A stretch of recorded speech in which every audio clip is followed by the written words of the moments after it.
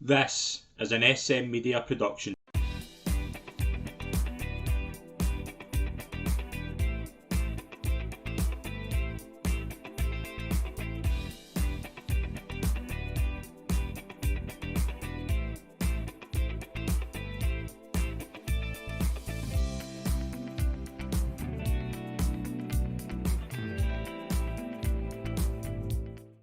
Hi, folks, and welcome to the latest episode of the SM Media Horse Racing Show. I'm Scott McPike. It's an absolute pleasure to be your host as always. We are going to be doing special wee shows throughout the season, obviously, while the jump season comes to an end. This is the kind of middle patch. We've obviously got a lot of jump action that's kind of in the can and still coming up. And we've obviously got the first classics of the year. So to join me as always, it's an absolute pleasure to welcome Callum McClurkin from the Scottish Daily Mail. Callum, how we doing? Yeah, all good. Yeah, it's kind of a interesting time of the season where it's the tail end of the jumps and the beginning of the flat, and it's going to be tricky for punters because you're kind of trying to wean yourself off one thing and Yeah. trying to find another. It's quite difficult trying to find like a mile flat horse when you're kind of been looking at 3 mile chasers for the last 4 or 5 months mainly. But yeah, the Guineas has crept up really quick. You're thinking maybe because of the whole kind of title drama surrounding Willie Mullins, it's actually rolled on to kind of Sandown more important than usual, probably Ayr definitely a lot more important than usual, which is brilliant to experience. It was genius on your doorstep, some of the Willie Mullins stuff that you're watching last week. So yeah, that was great to see. Yeah, we obviously had a really good entry festival. Willie Mullins swept up at AR, obviously went there and won as well, which I didn't think I would ever see that day when Willie Mullins would be winning the Scottish Grand National and be kind of taking the likes of Sharjah. So it was great for that. And then obviously the finale at Sandown was obviously made a lot more interesting with Willie Mullins going for the Trainers' Championship. Where do you sit on that? Obviously, because I think that's the first time in 70 years an Irish trainer's won the UK Trainers' Championship. Is that a good look for British racing, or should we just enjoy that we're living in the Willie Mullins era? I think you could look at a bit of both. It's the first time since 1954 Vincent O'Brien won it, and he was described by Mullins as the legend's legend. I mean, he is now a pantheon of the modern greats now, Willie Mullins, and what he's doing. I mean, he's got such a stranglehold Mm-hmm. on national hunt racing. It's up for others to kind of you see the challenge, and he's only going to grow, and he's not going to stand still either. So I mean, it's up to even Elliott's, the Bromheads of the world, in Ireland to maybe try and pull out a bit more with their best horses and the Nichols, Hendersons, and Skeltons here, and but it should be looked upon as like, well, I mean, I want to do that later on. I mean, something like, I mean, Dan Skelton went close. I think Paul Nichols had a quiet year by his standards. Nicky Henderson went missing at an important part of the year, would probably have taken away the money that Willie Mullins had won at Cheltenham, with John Bond missing and Constitution Hill missing, and every single big gun under the sun really misfiring for a good kind of 2-3 week period where all the spring festivals culminated. But I think as a spectator, I mean, here's my local track. He had a go at it in 2016 and it didn't quite work. And we've been waiting 8 years since, and he's still up probably a B/C team. There wasn't a strong word in the markets at all for them all week. To be, I No. mean, they were hoping for kind of the odd second, third, fourth place to stay in the hunt towards Sandown. That was their kind of plan, and they've had two kind of really good photo finishes go their way. One that didn't in the Scottish Champion hurdle, and that was enough to get their noses in front. But I mean, he's really enjoyed the experience. He's taken it to Perth, he's taken it round to Force Last, taking it down to Ludlow. And he's seen really good. You're seeing really good horses, really good trainers. Going to kind of different places, and I'll be worried more next season because he'll have a taste for it. Vincent O'Brien defended his crown. He'll try and do the same and emulate that. That's the natural next step. And with the more armory that he's got, the fact that he's probably found the key and found the logistical key to come over here, and yeah, we can go to these places and nick races. The prize money is exactly the same in Ireland. He can probably split them up a bit better. He does have enough jockeys on his side for sure that they could go and follow and do whatever as well. So it might be an easier way to split up his team, and he can establish an even bigger pecking order where it's not just that's my Cheltenham A team, that's Aintree A B team, that's my Punchestown A B team, that's my Leopardstown A B team. I'm going to have a B team and C team for like Ayers and Sandowns and everywhere you can think. I mean, Perths of the world, all these kind of, when with premierisation coming through the window, there's going to be more money put up at these certain meetings that, he will incline to plunder. I mean, we've seen Gavin Cromwell place horses brilliantly over the years. Yeah. Early Cheltenham meetings and things like that. Henry de Bromhead, Gordon Ellick's done it before. When Willie Millen starts doing it, I think, the Brits might quake in fear, but Tom Lacey did come over at Punchestown this week and have a winner. It can be done vice versa.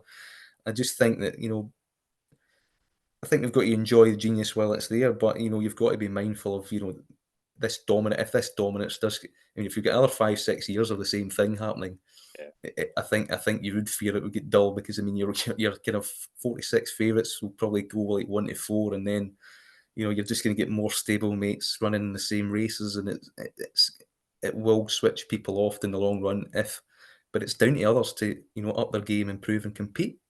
There's a lot of races we could touch on, obviously over the past few weeks. The one race I did want to touch on was probably the most fascinating of them all, which was obviously the Celebration Chase on Saturday.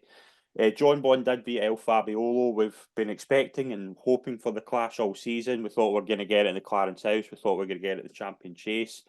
We did get it at Sandown Callum. John Bond did beat El Fabiolo. I wouldn't say either horse was in tip-top form, but does that put John Bond to the top of the pecking order in that division next season? I think Gaelic Warrior might have something to say about that earlier yesterday, maybe today. They both kind of shaped a bit like 2.5 milers. That's what I thought as well. In the way they did it, and had enough class to kind of repel an aging but honest, Edwardstone. It's El Fabiolo's jumping.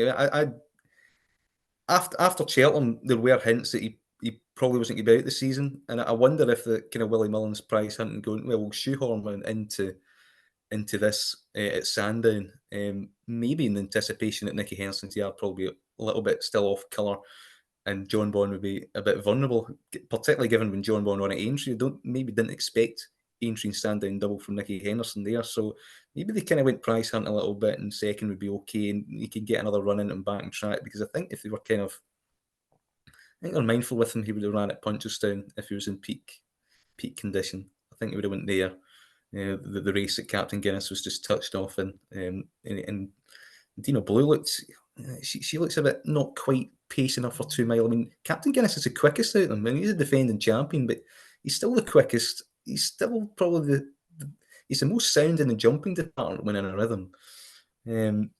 And you can make cases for John Bond to go Ryanair. Aintree, more comfortable jumping technique at 2.5 miles. It's a better performance than Sandown. Just the way the roads, John Bond just beat El Fabiolo, because I mean, I think that's what I was anticipating, like the Arkle or something like that. Is he has to be forcefully ridden from the front to force mistakes at El Fabiolo, and that's where El Fabiolo can get caught, because I think his engine kind of got him back into it. So yeah, I wouldn't be disheartened by El Fabiolo, or John Bond, but I would be, if you're backing either in the Champion Chase, I'd be very mindful that there would be a good chance that one of them would run up and trip. Maybe not Cheltenham, but there is a good chance that one of them could start next season and go, he looks like a 2.5 mile. I mean, El Fabiolo could start like John Durkin, for instance. I mean, it wouldn't be beyond the realms of possibility.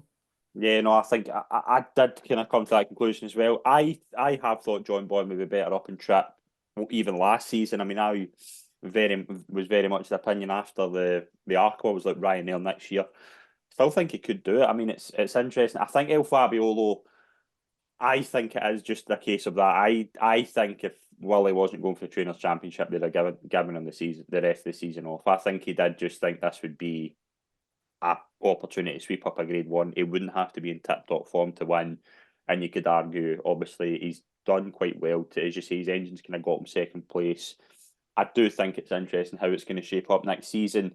On to Punchestown, though. Obviously, we are recording this on Thursday morning, so Thursday's Punchestown racing has happened by the time this is went out, but we won't know at this point. Tuesday, we obviously saw Mystical Power reversing the form of Slade Steel to win the Champion Novice Hurdle. Daddy Longlegs has done the handicap double at Ludlow and Punchestown. When will we ever say that again? Obviously, Banbridge won in the Champion Chase, did really well, I thought, Banbridge. And then Spillane's Tower won the Grade 1, obviously beating Monty Star. It was a good day's racing on Tuesday, and obviously there was a few highlights in there. I always thought Mystical Power would get the better of Slade Steel over that trip in good ground. That was the one thing. I always thought that would happen, and I think Mystical Power is probably not a chaser, whereas probably the other two are like Firefox and Slade Steel. Hurling's the plan from next season. I mean, Willie Mullins touted fighting fifth, so yeah, it's one of these classic. He'll stay 2 mile till he gets beat and then shapes up and trip. He was done for speed actually early doors. I thought he'd got back up. Maybe he's feeling entry a little bit, but he's some engine. But I mean, you see like Harry Power, where he's going to get gradually better as he steps up and trip. You can see the appeal of Keaton on the hurling. He is quite reminiscent of his mother. I think probably. And yeah, I mean, I think Slade Steele, he probably felt the Cheltenham race a bit more. He's kind of an old-fashioned grinder, maybe wants it a bit softer, but he breezed into that race quite well. It was interesting to note Henry de Bromhead's 2 the following day. Novice hurlers and Tubber was 1. They were withdrawn because of coughing and vet's advice the morning before. So I do wonder if Slade Steele just emptied towards the finish. And like Firefox, he's going to be a cracking novice chaser next season. Those two, I mean, but Firefox, Mystical Power, fair play to them. They've danced every dance really over the spring festivals. And it shows that it can be done.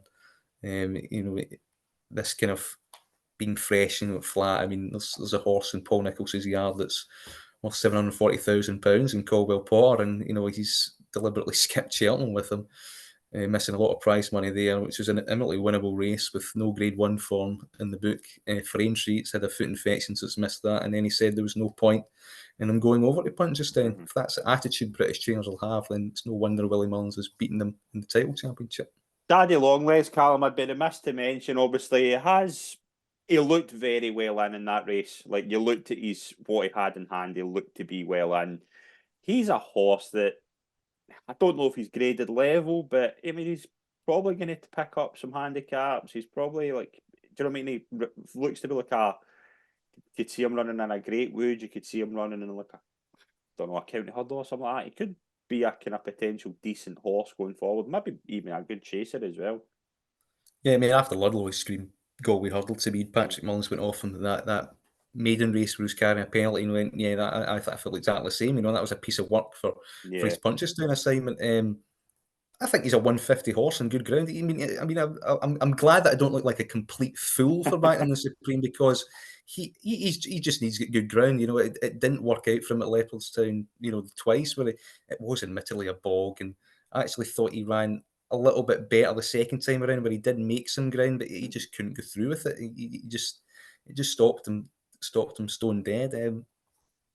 He's very interesting. I think. I think you just make hay with him and these nice kind of handicaps through the spring, and the Galway hurdle would be a wonderful race for him. I thought he was maybe a bit too raw for piling in at 3-1 this week for him a little bit for a handicap debut like that, but he was just miles better than that. He was a stone better than kind of 133, and I think that was borderline 150ish, and I thought the Supreme was a borderline 150 winning performance because it wasn't great in hindsight. I think it's been boosted a little bit since entry. I think you'd have to give Mystical Power something in the mid 150s anyway. So I'm not. He has it to prove, and you'd have to rate him maybe £7-8 at least lower than Mystical Power. But he's going the right way and confirms that he's a good prospect. But it's all about ground sometimes. You get totally stuck in the mud. He's been waiting for it to go better. Banbridge has been another one that's waiting for a good ground, and then he shows up that he's actually still a really good horse because, he is that ground dependent connection. So right about him, they've had to be patient. They rolled the dice at Cheltenham, thought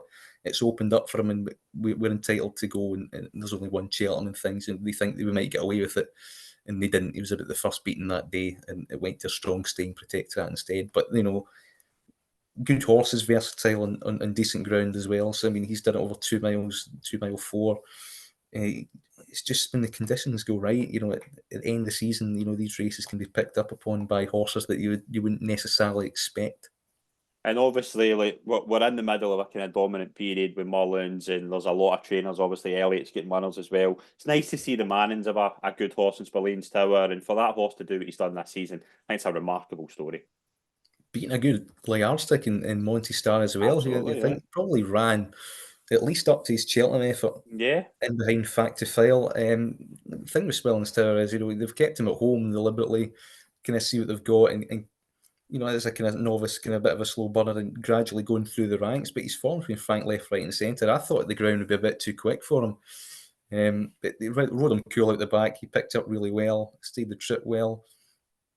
And yeah, I mean, he screams like a kind of, a decent King George type in that evidence. If you're winning races like that, with GP McManus has got so many bullets to fire in these kind of like high class 3 mile divisions. In fact, if Fell Corpus Cross, I know the way you're thinking him, a Rocco might, make the grade.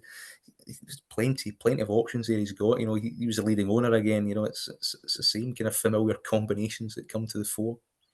On to Wednesday with 3 Grade 1s, different stories here. Dancing City, obviously, I thought Shape did really well at Aintree, actually, obviously, kind of followed that up. Not the best jumper we've ever seen, I think that's fair to say, and had to pull it out the fire really well. Beat High Class Hero, I thought ran a lot, but I mean, I thought the ride at Cheltenham was terrible, but I thought it a lot better this time round. Redemption Day will probably be in bumpers for the rest of his life. And then probably not necessarily a shot, but faster, slow beating Galloping Deschamps again at Punchestown. I thought immediately Galloping Deschamps and Punchestown don't mix. I think you think differently there. But overall on Wednesday, I think it was more a case of the kind of course specialist getting the job done. Yeah, I mean, he's a course specialist. He's a king round there, and he atoned for a mishap in the Gold Cup. And his supporters will be saying, that both 8 turn 9 next season, if a clear round, he was travelling as well. If you think about the proximity where Jerry Colombe was, he can handle soft ground fast or slow. He is a resolute stayer himself. You could easily frame an argument that he was the right second favourite that day, and he could have filled the same spot again, maybe Would he even have won. finished second, do you think? I don't know, it's too far out to tell, wasn't it? I mean, Jerry Colombe's a strong stayer, but you could form an easy case for him being. He would have been. He certainly wouldn't have been worse than third. That's for sure. Yeah. But yeah, and that's his playground, and he's peaked for it, and he was a bit fresher coming in, and he's just a bit. He's a cleaner jumper. I know that sounds odd when he was the one that made the mistake at Cheltenham, but he is a sharper jumper through the air. Punchestown, I don't think Galloping Deschamps isn't in love with it. He's just been beaten by a course specialist that loves the place after pretty attritional races, and one that was one race that was patently too short from him, and it hasn't quite gone his way. But he's not disgraced himself in any way. It's not as if he's had the hump and and backed out of anything. I just think a slicker jumper got to the front over him here, got first run and stayed there, and he never looked like getting back. He did make some late gains, but he was being readily held, and Willie Mullins wasn't too disappointed afterwards, and I don't think he should be. And I think punters should probably be. We've got a 2-time Gold Cup favourite that's now been pushed out to 4-1 because there's a few more viable options, and the depth is there. That was his 5th run of the season as well. I don't think there was a plan at the start to run 5 times. Hardly horse, and you know exactly what he is. He still ran to the line. He didn't. Yeah. He never backed out of it at all, and he never does in his races. And he wants it softer, and he probably wants a bit further, and the track is a bit sharp from. But I think he can deal with that aspect of it. But the fences come a little bit quicker, and these scruffy little mistakes, it's accentuated around Punchestown, and it's accentuating better ground. And fast or slow, when he get in tight, was just a bit quicker through the air. And I think that's what won the day. Hewitt's good ground, and he was third, and he's a King George winner, and he was freshened up for that because he's missed Cheltenham and had a kind of spin over Aintree in the Liverpool hurdle, which probably put him spot on for that. So I mean, it has a lot more solid look to it than it did last season because there's a bit more kind of depth there, and we know more about them because they do take each other on, quite often. So they did enough to me that suggests that they could probably hold your kind of Factophiles and the upcomers at bay again next season because they did show that there was no scars. Obviously, you had Dancing City and Redemption Day. How do you kind of assess them for next season? Probably one fences, one hurdles, you would assume. Not for Redemption Day, is it? I mean, it's ludicrous that he's still in bumpers, isn't it? 6 runs. He's missed a season and all that. He couldn't go to the champion hurdle, the champion bumper because he was too old. So, but I mean, good ground, and he just he's got a very good ride on the outside by Jody Tennant. It was cool, and he's the better turn of foot and the better ground. Won the day. I think Jasmine Deville probably felt something from the Cheltenham bumper, but the ground was too fast, and there was a reportedly a very bad word for it in the ring as well. And Mhm. I thought Willie Murray shaped quite well in third. Got a horrible trip. Wasn't the greatest ride in the world. He was a bit weak in the market. Barry Connell's horses still aren't quite coming back to form yet, but he's held in high regard. He's probably one to take out of it in the future. I thought Robbie O'Coolio, he's probably felt something all season, hasn't he? So he could leave that behind with summer behind him. So yeah, muddling bumper form. It didn't do much for the champion bumper at all, but there are still a couple later on, even in the week, that might shed a bit more light on it. And Fishery Lane was fifth. I think he's out in one later on, and you've got horses like that. But I mean, the bumpers are just, like Redemption Day. I Dream to Share was probably going to be another one. There's too many of them that are hanging about for too long. Dancing City, meanwhile, 3 mile, the hurdle division. I think all of them, probably all the top four, are going to go over fences. I mean, Stellar Story needed it softer. It was too sharp for him. Same goes for Better Days Ahead. Maybe didn't quite cut the grade as much as he would have liked from a Martin Pike winner, but he would have wanted it softer as well. So I mean, the two Elliots kind of outpaced a little bit, in a kind of opposite manner of how Stellar Story outstayed Dancing City. It was a different assignment and a different track and on different ground. And the impressive thing with Dancing City is that he is improving throughout the season, which is a good sign. A kind of staying hurdler, and he'll make a very good staying chaser next season. High Class Hero, was that a flash of the plat? I mean, I fancied one of them, Lecky Watson, to run well and back the wrong one each way, but he ran onto the line quite well again. He's just one that's probably found Punchestown a little bit of his niche and a bit of a better ground and kind of a wee gentleman. I know the ride was poor, but he was probably one of the worst sweaters and worst play up actors in the parade ring there. He really kind of lost all hope at the start that day. So maybe he's one that could learn and maybe make the grade, but it's a little bit of a muddling division. But Dancing City kind of stamps his authority on it, and yeah, I mean, if he's probably the leading light in the novice chase division next season. Not many of them I didn't think were hurdles in that race. Right, we've got a few kind of short prices at Punchestown over the next few days. Obviously today we've got Gaelic Warrior, Tia Hupu, and then Friday State Man and Ballyburn are obviously going to run. Saturday it's going to be that looks a decent 4-year-old juvenile hurdle. You're also going to have a couple of interesting races as well. We're going to have the couple of handicaps, Mare's hurdle as well. It's a decent way to end. I always think the Punchestown though it's difficult to really assess because you do have that kind of end of season lull, but you've also got kind of horses who are just kind of probably past their prime in terms of season. So it's really tough to assess, and you can't. This is probably the meeting you do see short prices potentially getting turned over. Definitely, I've seen it already. With quite a few getting beat. There's some decent handicap blocks, but I mean it is very kind of it's probably one of the most horses for courted tracks around. Kind of seen the durability of horses. You're not really sure how they're coming out of Cheltenham or Aintree, how many of them they've taken in Fairy House. This is probably the best ground they'll encounter all season until they went last season, things like that. And you do get quite a lot of repeat winners coming here, like Classical Dream was an old favourite, for instance. It just, no matter what, it just always kind of just popped up here and winning because they just had their conditions, and it can be a little bit niche. And it is the biggest kind of marathon, not a sprint. I mean, there's 8 races there's 7 days long.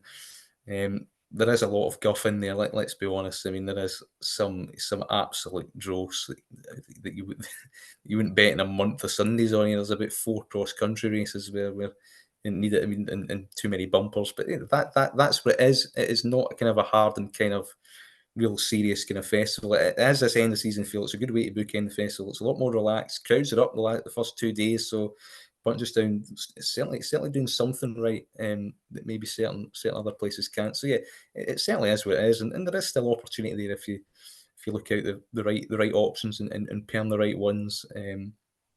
So yeah, if you can get in a row and pick or choose, but it's not a week to go, I've got to bet in every race, because if you do, you're not going to last long. No, absolutely not. But we're obviously kind of in that kind of midst of jump season's coming to an end, flat season starting, Callum. Flat season so far, any performances kind of caught your eye? Like Arabian Crown, we've seen there's a few decent ones. Who would you kind of take away so far as being your kind of flat standouts? I liked Arabian Crown in the classic trial. Sandown the Friday. I thought he did it really well.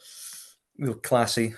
And reminiscent of Massar when they won it for Godolphin in the derby.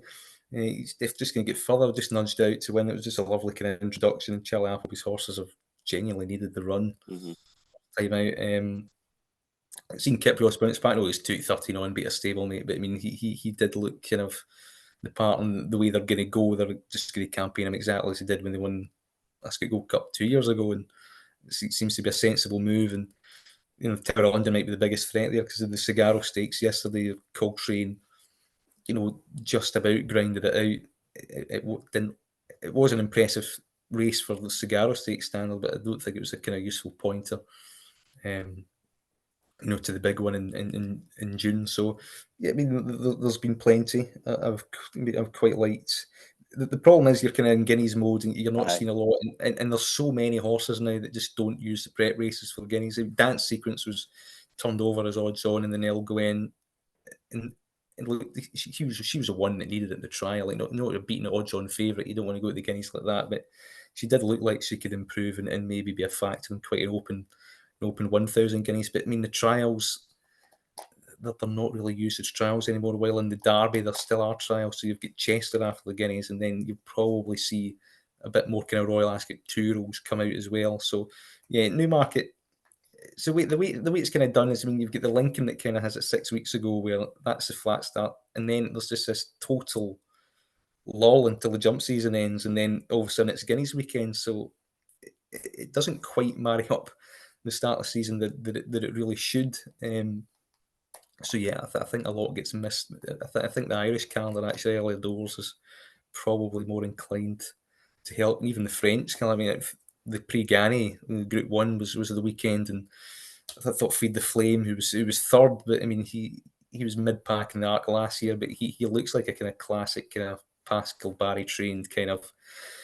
Softly, we'll just get you to the Arc gradually, bit by bit, and we know we're going to improve from 10 furlongs to 12 furlongs, and we know our form's going to get better through the year, and they'll just kind of educate him to just peak for kind of one day already. So he's kind of one. He's about 40 to 1 for the Arc. He's definitely going to run. That's a plan, and he was sixth last year where he got badly interfered with and the ground was too heavy for him. It was bottomless. Now that you run that risk again in October because it usually is bottomless ground, but he can handle soft, and he's just that kind of. If the Classic division disappoints, which isn't beyond the realms of possibility, he could be the kind of the 4-year-old French horse that everyone can forget about and be backed into 10, 12, 14 to 1 on the day because he's kind of the solid one from the home brigade, the kind of unsexy option probably by the end of the season. I liked him the most. He was the kind of individual performance, that kind of non-winning performance that kind of caught my eye so far. The one that I liked, obviously, and I was keen to get your thoughts on where you see. I can see him I can see 3 to 1 for the Coventry. Camille Pizarro, the exciting O'Brien horse. I liked the performance there. I think there's a lot more to come there. Looked very raw. That was the one I would say. I've not seen a lot of flat racing so far this season, but that was the one I liked. Well, neither have I, but I mean, he just has these kind of 4 or 5 all the time. I mean, Yeah. there's a little bit big bear about him. The way he's kind of like this kind of big burly raw horse that you can kind of bully them. But I mean, he'll have a kind of future Derby type that'll shape up in a Chesham and things like that. I mean, I think Joseph's released a couple that have been fairly decent as well. There was one that was kind of a bit less eye catching. One that won Bremen that could be a kind of long distance kind of 3-year-old by the end of the season. So yeah, he's got options. They don't really fire until May either. I mean, you'd be looking at kind of Guineas as a starting point for that yard, really, in all honesty. So yeah, in my mind, it all properly kicks off on Saturday or air yesterday for Thursday. So that was great. Yeah, absolutely. We've obviously got the first 2 classics of the season. We'll start on Saturday's 2,000 Guineas, and it's very difficult because obviously it is the first classic of the season, but we are getting excited about the potential of seeing City of Troy again. 4 to 6 at the moment. Probably one of the best juveniles I've certainly ever seen. Obviously won all 3 starts, showed a lot of speed, showed a lot of real talent in terms of the future. I think the yard are getting very excited.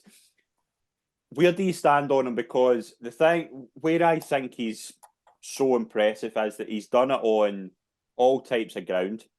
All right, he's done it in all 3 starts.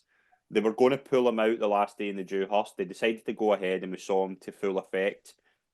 They've obviously he's got a high reputation. He's out of a magnificent horse and Justify, and I think it's quite interesting. That's kind of where we're at. But is he way ahead of everything, or is there nothing really going to challenge him? Like, it's a tough race to assess because you've got this superstar. There's a couple of interesting horses I want to get your thoughts on, but it's all about the one horse at the moment, isn't it? That's where we're kind of on. Yeah, I mean, I think there's only one horse that could possibly light a candle to him. It's Rosalie of Richard Hans. But I mean, he's rated 125 already. He's an exceptional juvenile. Like Ian O'Brien says, he's the best 2-year-old he's ever trained.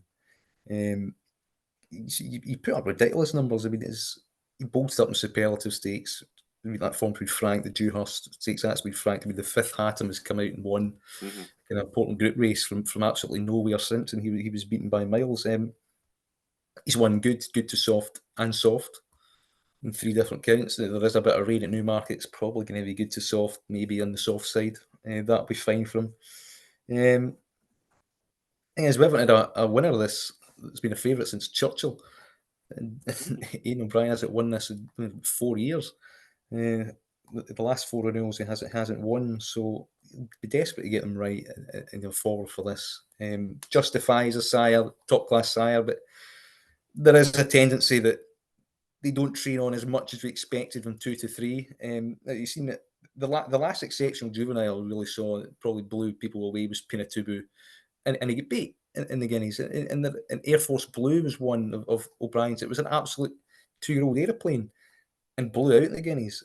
Augusta Rodin 13-8 last year bombed out. I mean, there is a history there of favourites, really warm favourites blowing out here.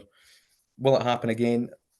I think this probably bucks a trend in recency bias here. And I mean, you're statistically looking at, if you're looking at the horse on its own, he's flawless. He is flawless. That's the most excited you've been about a flat horse like in a long time. Definitely, yeah. More exciting like the likes of Pinatubo and things like that. William Haggis's horse as well. I mean, Batash, the horses like that.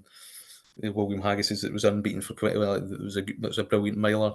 The name escapes me at the moment, but there are horses that have this aura, and you're just hoping that. I mean, I think the flat game kind of needs it. You are hoping for a bona fide superstar. That's a whole kind of point. That's a whole breeding game. You're trying to find an exceptional racehorse, and he has looked completely exceptional. But it's like Novice Hurling. You've got to you're going into open company now. You're going to have horses that are going to try and improve you. But the thing is, I mean, what you didn't see with Pinatubo is he kept running and running. He doesn't get tired in his work. He doesn't stop at the line. He took an age to pull up, and mentally there still seems to be a lot more.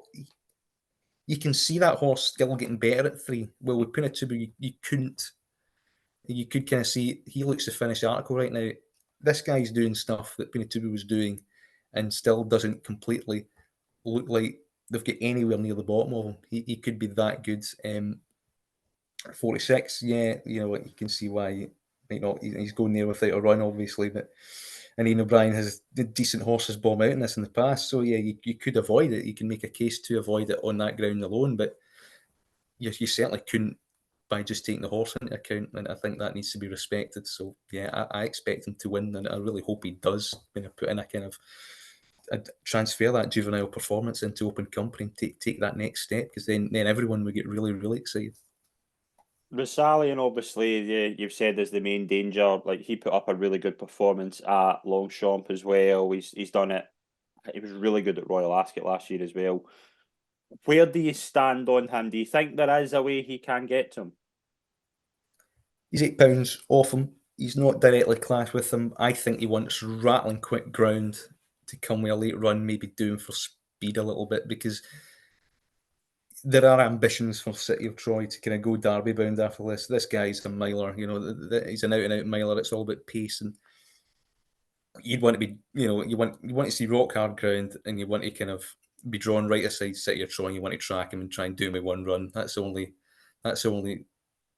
way I could possibly see him getting close, even turning the form around.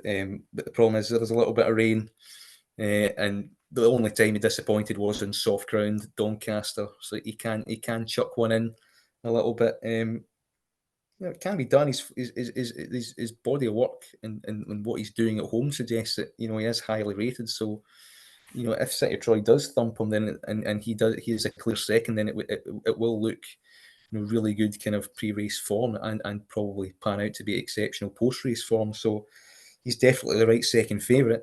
But I think he's going to be bumping into a superstar on Saturday.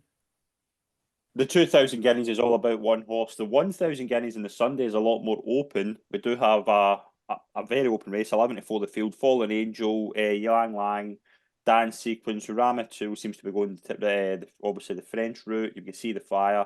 It's a lot of this is a lot more open race. Like, where do you kind of stand on the fillies? Yeah, Fallen Angels top in ratings and has every chance. Carl Buck's yard of flying form at the start of the season. Very impressive in the important race that occur in September. That's usually a massive pointer towards this. And, that's the best form on offer. Also, his form at Newmarket. And the extra furlong seems to play her strengths. So, I mean, she sets the standard. I would have her favourite in front of Yang Lang. Did win the Fillies Mile. Mm-hmm. And she's kind of the year Mother Earth won it for Ian O'Brien. She's kind of like that horse that kind of banks a lot of 2-year-old experience and just getting better with racing. So, that rain kind of comes, it will probably be in her favour a little bit, because that Newmarket day in October was horrible bad ground. City of Troy ran the weekend as well. And I mean, she showed she can handle it. Fillies Miles, a good pointer. And she's probably second best in ratings. So, I mean, the market's got it right, but I think if City of Troy does what it does, I mean, the double just roll on to this other O'Brien horse, and I think she'd be favourite. So, if you do like Fallen Angel, I think she's going to keep drifting out, and I think you'd probably get a decent price on the day. You might even get 5 to 1. Dance Sequence will probably improve, but probably does have to. I mean, 5 to 1's a little bit short now. Bit like the other horse in the 2,000 guineas for Godolphin. It's not a classic kind of prep, hidden speech. Kempton all weather probably needs quick ground, and it's a big step up into kind of proving good company for there. Even you've got to respect Yar's connections. Ramatoy looks like it's coming here. It's been the plan. Had a run at Deauville. Didn't look like she'd grown too much from 2 to 3. To me, I would be a bit weary of her. Better ground, I think, is probably key to her, because I think that's why they're coming here. They want better ground for her. Pretty Crystal, she needs to back up her run the last day, beat Neil Gwain winner, but she's still 14 to 1, and the Godolphin runner's 5 to 1, which kind of says it all. She's not really expected to confirm that form, and that won't be good enough. The one I quite like is See the Fire of Andrew Baldings. The yard's absolutely flying form. Did get beaten third in the Fillies Mile, but she was the one that was kind of the rawest and kind of hung left and away from it. She was, I think she was the one that had quite a lot of potential to her, a lot of upside, and I think better ground would probably see her to a little bit of effect. I think at 9 to 1, I think each way, I think she's got probably the most potential to improve at the top of the market on what she's done. Needs to learn to settle. She shot away from the whip once as well at Doncaster and behind when it was a soft ground. But I mean, she did win quite well in July, and then July course in August beforehand. So she did 3 quick runs. She was gradually getting better all the time. Stepped up in company.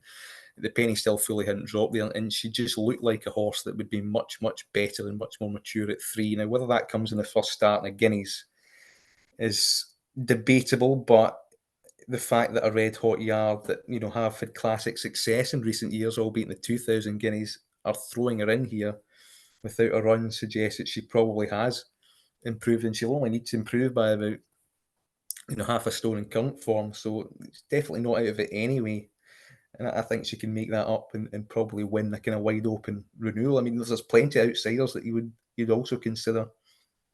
Star Styler, Richard Hannons, Billis and Brute won it one year. Now, this horse is very similar in what she did at Newbury. It was only about 2.5 weeks ago. Absolutely hammered up a very good field total on debut. She's a 3-year-old kind of late bloomer. She might be a kind of shock one that pops up. Darnation beat See the Fire in Doncaster, the May Hill. She's disappointed at Longchamp afterwards, but the ground was a bit quicker than expected there, and maybe kind of felt that race coming a little bit too quick. She did have a run at Goodwood's before then, so she got 3 quick runs in 6 weeks. If you throw out that last run at Longchamp, she's banging on the figures. If this rain comes in 40-1 would look kind of silly, and it's a Cal Burke horse, and they're in decent form. They have to take that in trust. So they're 2 outsiders to kind of note in a race that's quite open. But See the Fire is the main one that I'm warming to. Yeah, I can see that. I did like Fallen Angel. Obviously, I like what she's done so far. As you say, it probably will need to be. She's won it on good. She won on good to soft at the Curragh, obviously, where Ylang Lang completely bombed out. So you'd have to say that's the best piece of form so far. Dance sequence, I think, will improve.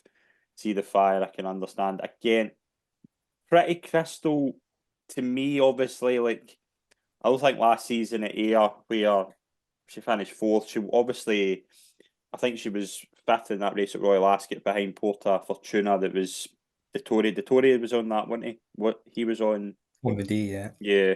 She's in there as well. So, I mean, there's kind of a weird type of form to this. I always think the 1,000 guineas is very, very hard. Like last year, obviously, a short price favourite get turned over.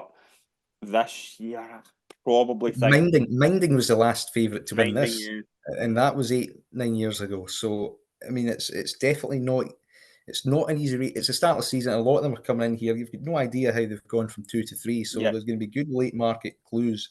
You have to kind of use your personal judgment on it, really. And obviously, there's 2-year-old form that's useful, that works out all the time. Phillies Mile, Moyglare Stud, the Dewhurst, the Verton Futurity. So I mean, you just have to kind of go with what you kind of fancy. But I think that the 1,000 guineas is open enough, and I think you can side with a horse that you think's got the most potential. And I think See the Fire might have it. Whether she's streetwise enough, that's the kind of chance of taking it at 8-9-1. But I think each way, I think she could be a big player.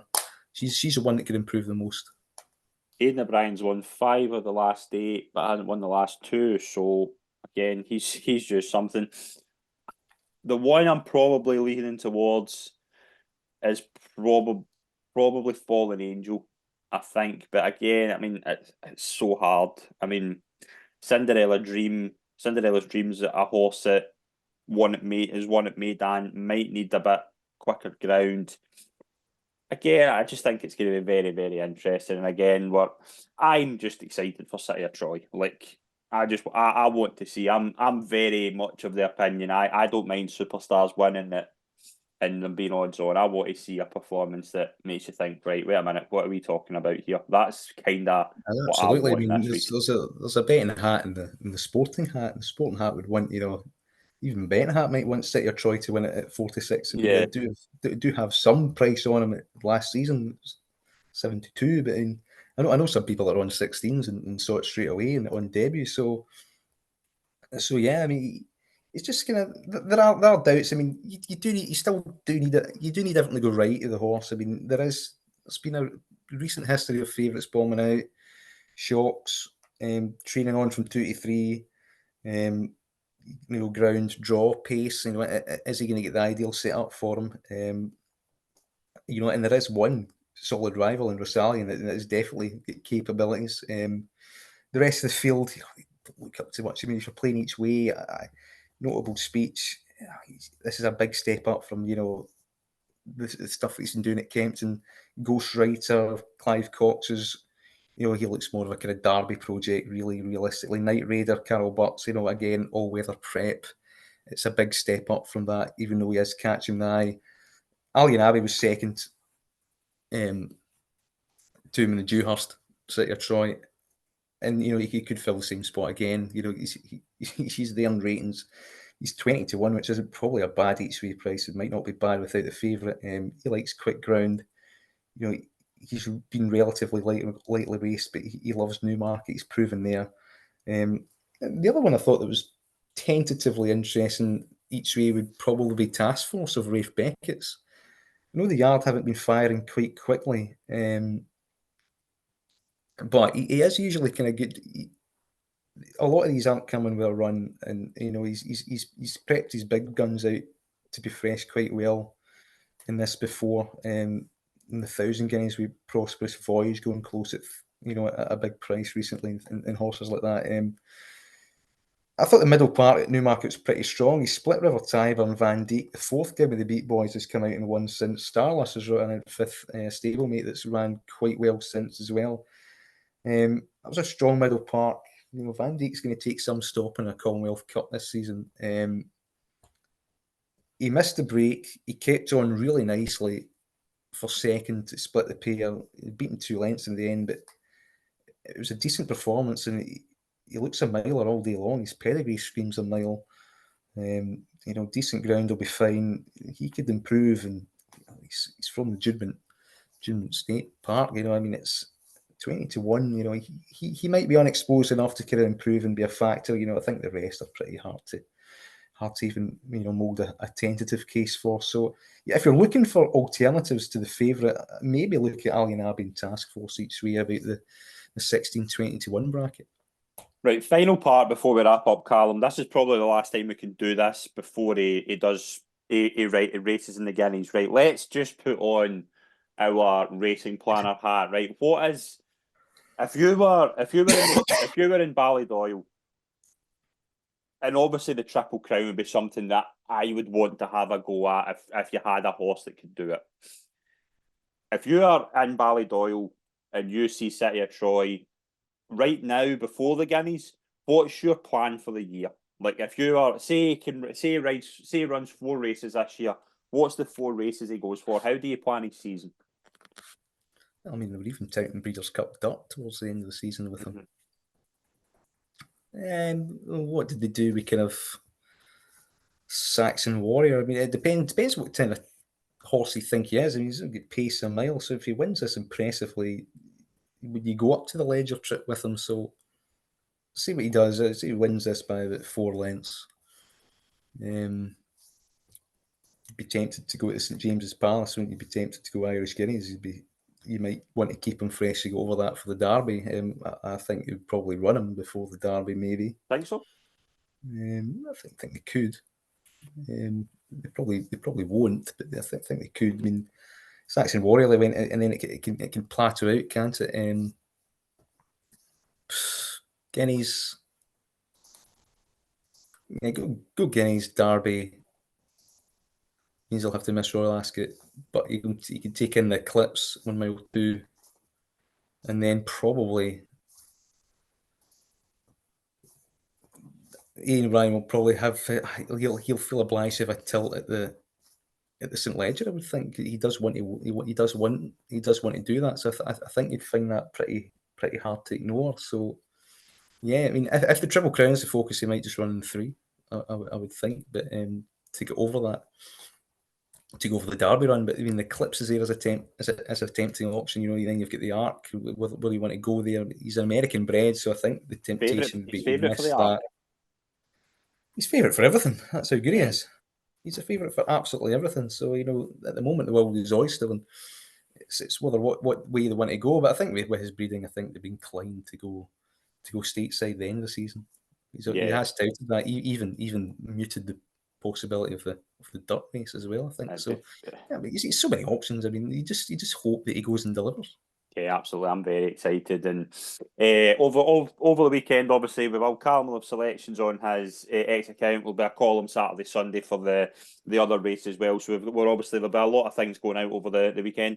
Callum, I can't thank you enough for joining me this week, and hopefully City of Troy does the business, and we're back on next time talking about him.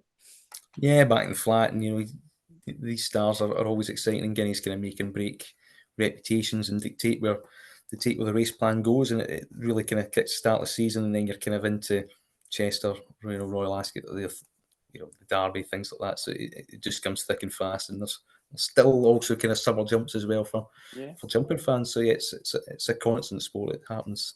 There's something every single day for somebody. Absolutely. Well, thank you very much to everyone that's tuned in, folks. Please subscribe to our YouTube and podcast channel, and follow our horse racing channel on social media for much more content. Thank you very much, folks. See you soon.